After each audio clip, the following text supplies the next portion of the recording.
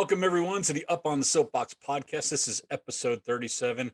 I say it again every single time. We are honored with a very special guest here today, but we're going to talk with her in a second. In the meantime, I'd like to introduce myself. I'm Brett Schaefer. I'm one of your co-hosts. With me is Dan Piggott, my other co-host and my partner in crime. Dan, how's it going today? I'm reverting back to the old question. It's going great. We're having a good week. We're getting ready to launch a couple new elements for the soapbox. Kind of hush hush right now, right? Do I have to keep it under wraps? No, Or can we? by the time we push this out, it's going to be out there. So no, go ahead. Let's talk about it. Let's reveal. Okay. So we're working towards two things in the future. One is a launch of a Canadian soapbox. So we're going global, Brett. Be prepared. And then we're also launching an end user version of the soapbox as well. So that's coming up this fall. We're going to have an end user event, and we're working on that today. Got a big presentation with our distributor population in a couple hours. So looking forward to both of those things. Real exciting times here at Soapbox headquarters. We are going international. And by the way, you said A.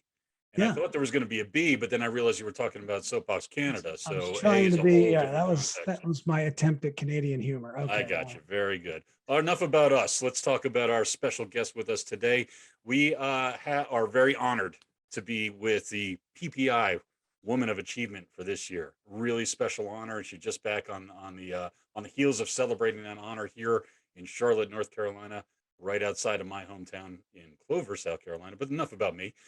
Let's welcome to the program Kim Bakalyar. She's the director of vendor relations at PromoShop in Southern California. But really, they're kind of all over the place right now, aren't? Is that true, Kim? Well, yes. I mean, I am. We're headquartered in Los Angeles. I am lucky to have grown up in Los Angeles, but live in San Diego. But yes, kind of have been a little bit all over the place. Kim, everybody's gone global here. That's the one common thread we all have after this conversation. We're all going global. Anyway, Kim, why don't you tell us about yourself? We'll talk about your time in Charlotte here in a few minutes, but let's learn a little bit about you first, and then how'd you get into promo, and what do you like to do in your free time? Whatever it is you want to tell the audience. Let's learn a little bit about you. So sure, a little bit about how I got here. I was working for a law firm out of high school. I worked some retail, didn't like retail, went to work for a law firm. It was in Beverly Hills. I overlooked Rodeo Drive. I was 19 and realized it was really boring, and I did not law. Trying to figure out what it is I wanted to do. I always said I wanted to be an actress, but I was not a very good waitress and didn't like it. So that wasn't going to happen. So I always had been interested in advertising and in the art side of things, and thought, let me try that. And back in the day, we looked for jobs, in the classified section of the LA Times. I kept seeing an ad for an advertising specialty company, and they were on La Cienega in Venice, which was not quite Beverly Hills. And I thought, well, let me just call. And I did. And they had me come in for an interview. They were looking for somebody who can type orders. And I typed very fast back in the day. So I went in for an interview. They had me take a typing test. The office manager didn't even look at the test, took it, walked me right upstairs, introduced me to Bob Waldorf. Sat in his office, we started chatting. He had a client call him, so he was taking the call. And I was getting freaked out because I had to leave to get to work on time. And so we finished the call, and I said, look, I'm really sorry. I can come back at lunch or, after work or tomorrow, but if I don't leave now, I'm not going to make it on time. And I think that's the only reason he hired me.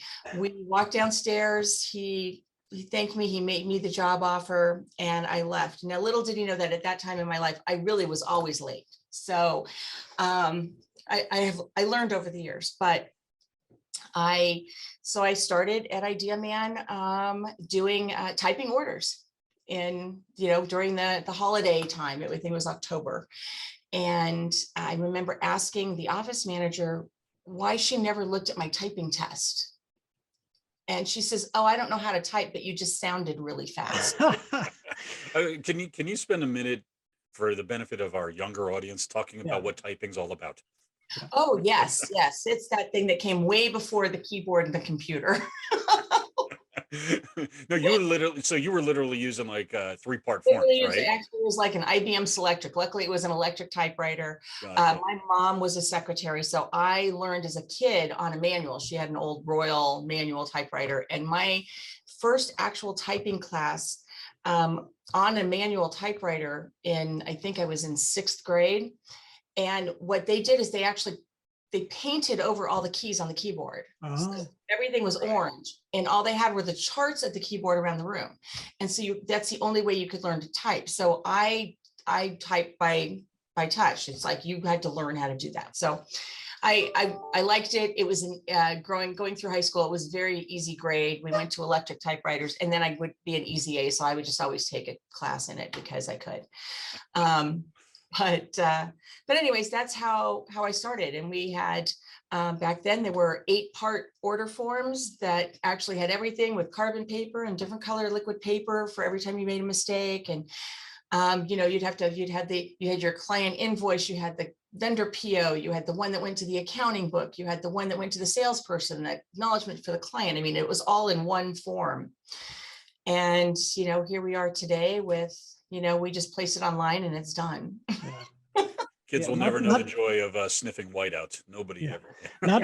Not to mention orders took 4 to 6 weeks to produce, and you wanted rush service was not available from most suppliers, but if you did get rush service, that was like 3 to 4 weeks kind of a thing. Well, right, and that was only because the supplier that you worked with happened to be around the corner from you, so you could drive over and get it. There was no overnight shipping. There was no like FedEx here, send this order. I mean, in 1980, it wasn't there yet. How about the whole artwork thing, right? The black slicks and the black and white camera ready art, and it came in different sizes, and you would literally cut out the what logo you wanted and put it in the envelope when you put it in the mail. Yeah. And then you'd wait for 5 weeks, for a week. If it was going across the country, you'd wait 4 or 5 days and then call to make sure they got it. And then, they'd mail you back the acknowledgement. It was, compared to today, it was very antiquated, but it got the job done.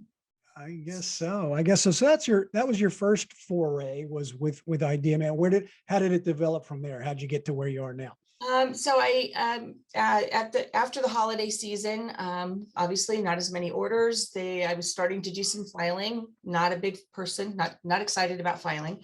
But we had somebody in the company was moving from, she basically handled we used to call it a pre-order research for the salespeople. So she was moving into sales, and there was a person who was in customer service, and she moved into the pre-order position. And Bob Waldorf looked at me and said, "Okay, you do customer service." And I thought, look, I'm going to give it 3 months and see how it goes. And I'm still here. Yeah. 3 months, 35 years, whatever. Yeah.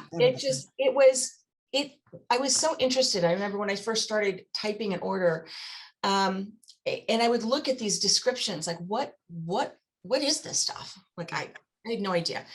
And I remember looking at an order, and the actual item was called a stubby greenback. And I'm like, what the heck is that? So I looked at who the supplier was. I went up, back then they had the catalog master, right? So it was the ASI master. There was one catalog for every supplier, and you were not allowed to take it away from there. I mean, it was like, it took out like a whole like table.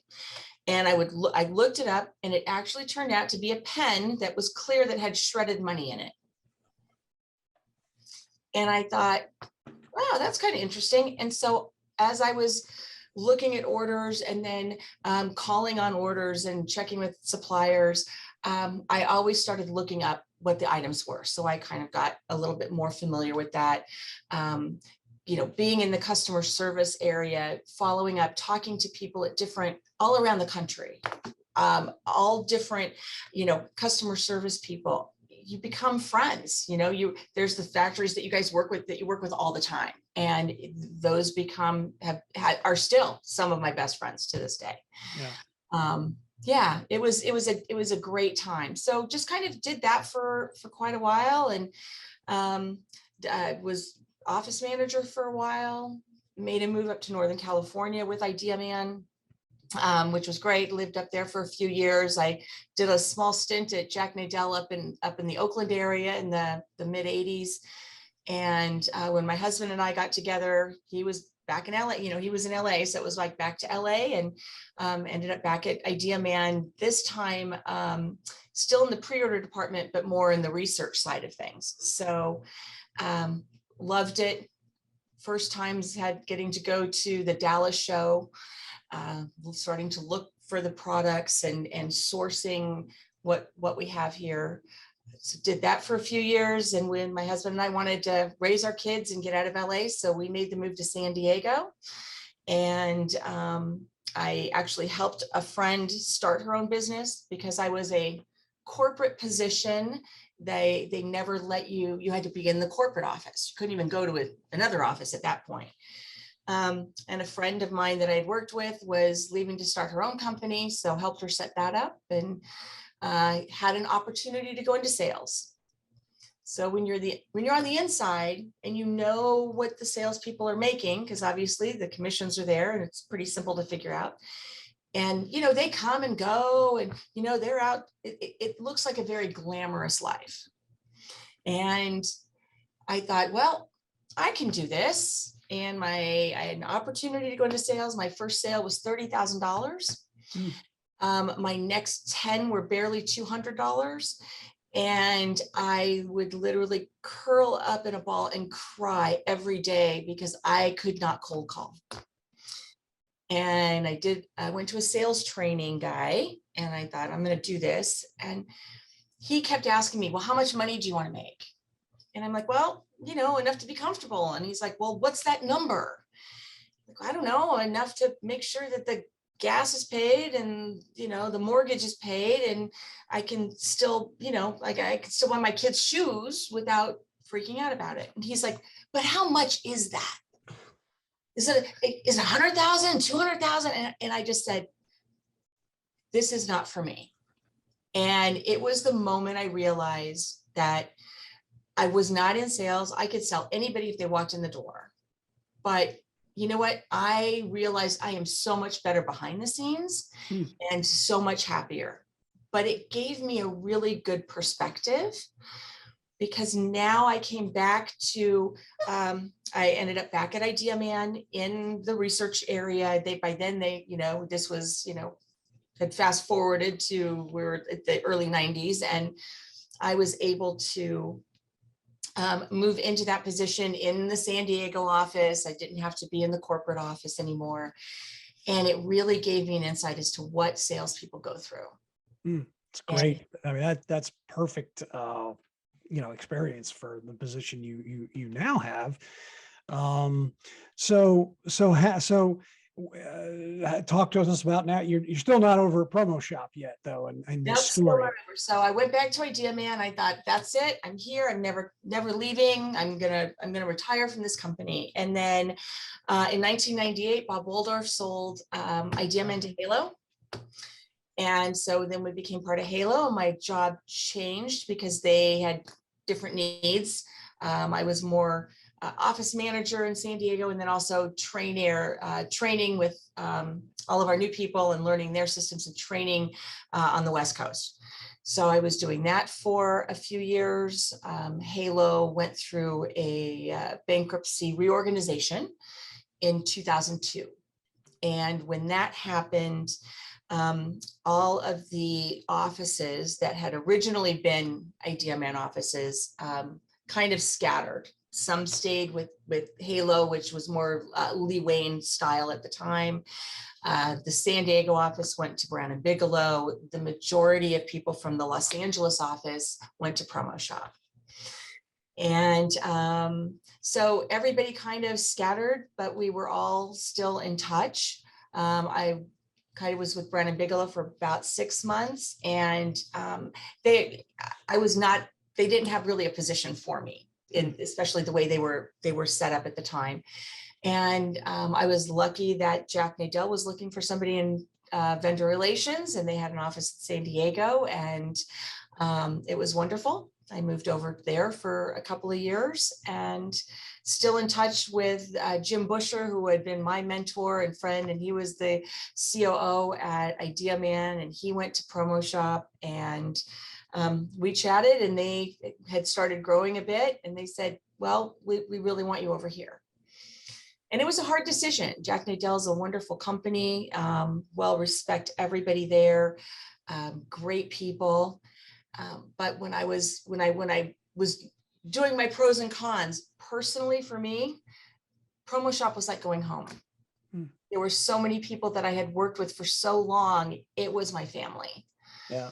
And So, I wanted to ask you actually along those lines. I did what, you've had, and some of them were shorter stints than others, but you've been in a few different larger organizations and throughout your career. And I guess I just wanted to ask you your opinion about how important culture is and what impact a corporate culture can have on the success of an organization. I think culture is extremely important. And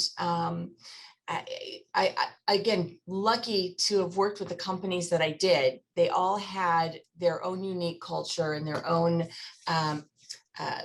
amazing ways to make their employees feel valued.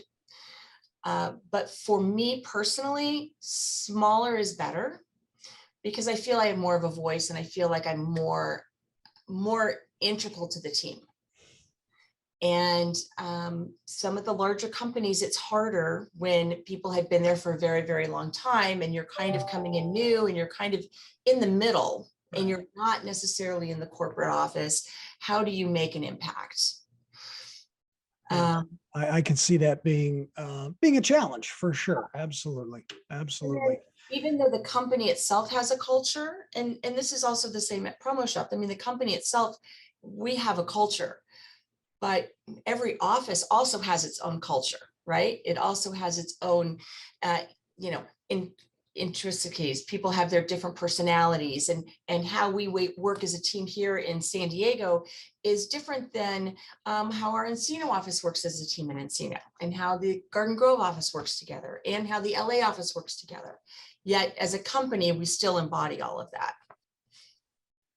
All right, I want to switch some gears here, and let's talk about your achievement, which happens to be in the title of the award that you received this week when you visited Charlotte for the Women's Leadership Conference, right? WLC, that's Women's Leadership Conference. So you received this award along with Mary Jo Tomasini. Congratulations to both of you, first and foremost. But I want to just I want to read this little blurb I took from the PPAI website so everybody understands what this award is all about. PPAI Woman of Achievement Award recognizes a woman who has led the way in the advancement of women in the industry, exhibited outstanding leadership, and made significant contributions to the industry and her community. Below that, there's a whole bunch of key points and qualifications and requirements in order to receive this award. One of which is you have to, have served in this industry for 15 years. There's also, you have to put in time with a regional association, serve PPAI in at least 3 areas of involvement. I mean, it's a pretty extensive list of qualifications to get there. We figured out we met the first time as we were both doing our own service to our regional associations back 10 plus years at this point. So I know you've done that. I know we ran into each other on a PPI committee. I was on my way out. You were on your way in recently. So I know that you've done a lot of stuff. What do you get out of volunteering? Why do you give so much of your time to this industry? And I'm assuming based on the qualifications here, you give your time to your community as well. So what is it that you get out of volunteering? I've learned so much with just in this industry, right? When I started, there were so many people that, I would ask a question who took their time to answer. And the more I would say, look, I really want to do that. How do you do that? I think I want to do your job. Like, how do I do that? And they would say, oh, well, and they would take their time and they would mentor me and show me, by example, how do you do these things? And I really, I've learned so much. I don't have a 4-year college degree. I have an AA degree. I, started working in this business at a time when experience was what people looked for. And if you could, once you understood how our industry works and you have a foundation, it became valuable. And so having a degree wasn't part of anything that was a requirement back then. I wanted to go back to school and to do that, and started at a lot later time when my kids were in high school, and then my father got ill, and it was like, at this point it was just for me. If I want to do it, I can do it later. So it's very important, I think, that the education goes on. But being able to help somebody in our industry the way people helped me to be able to get ahead, whether or not they had a 4-year degree, whether or not they wanted to do this, if they had an interest, let's show them. I mean, why not? Everybody, this may not be what they choose to do for their life, but maybe they can learn something to help and then pass it forward to somebody else later on. Yeah. And that's and so you feel it's a pay it forward for you. Oh, absolutely. Absolutely. I mean, that's why I wanted to get involved. The other part is, honestly, I like to have fun. So why not go to a SAC event or, an expo event or an ASI event? You get to have fun, you get to chat, you talk to people, and you're making friends. That's always fun too. Are you in the prediction business at all? The reason I frame it that way, most people cringe at the idea of having to make a real significant prediction, but you've had a lot of experience in this industry. We were just talking about the early days and all that. What do you think the future holds for promotional products? And that's kind of a broad question. You can answer it frankly any way you like, but I'm just curious what you see moving forward. You know what? I think promotional products will always be an extremely viable business. It is so important to touch people, and I think even more so coming out of the COVID pandemic, because people were being touched at their homes with products that they would never maybe have gotten, or that they might have gotten, but they never would have kept. And now they're valuing that even more. So I think we're going to continue to grow. I also think that there's a lot of strides happening in the education field, where I know that there's been a lot of push for universities and schools to start, including the promotional products industry as part of the advertising curriculum, and really making sure that people understand that it's here. I think that there's definitely room for growth there. So, I mean, because when you ask everybody who's been in this industry, so did you ever think you were going to grow up and be in this industry? And unless you grew up in this industry, everybody's like, no. Like my friend Brett, who did grow up in this industry, actually. But you're right. You're right. I remember reading marketing textbooks in college. It was one paragraph, this industry. Oh, by the way, you can put your logo on items too. That was the extent of it. Yeah, you're absolutely right. That would be a wonderful, I think, initiative for somebody to really, really push forward. Brett, I'm nominating you for that. Thank you. You're welcome. I'll take that under advisement. I did want to get right back to the volunteer thing one more time, and it's a great way to wrap this up. What would you say to somebody to encourage them to step up and give their time back to their industry, their community? How would you present that to them? I mean, I would say, first of all, you're going to get far more out of it than you're giving, and you don't think of it that way. And you don't realize that until you actually put yourself out there. And I can't tell you how much it means to me that people, I don't know, you see people succeed, and it was somebody that you talked to, and you might have talked to them once, and maybe you didn't have that big of an impact on them, or you didn't think that you did, and all of a sudden you're seeing them succeed, and they're doing things, and then they're doing something for somebody else. It just is amazing, and it's a great feeling. And on top of that, you make great friends. I mean, real people. You might not see. I mean, I may not see you guys in person, but you know what? You're friends, and they're people you can call on and count on and talk to and ask questions of and get counsel for when you need something. There's no reason not to do it. Well said, and I agree with everything you said there. So Kim, thanks for being with us today. We appreciate you being a tremendous advocate for the Soapbox. You've done great things for us, and we do appreciate it. Also, an original participant on the Soapbox, and we appreciate that as well. But most importantly, congratulations on your latest achievement. It is extremely well deserved. You've done a lot of stuff that's great for this industry, and we're just honored to have you here today and to be able to call you a friend as well. So thanks so much. Thank you both so much. It's been great.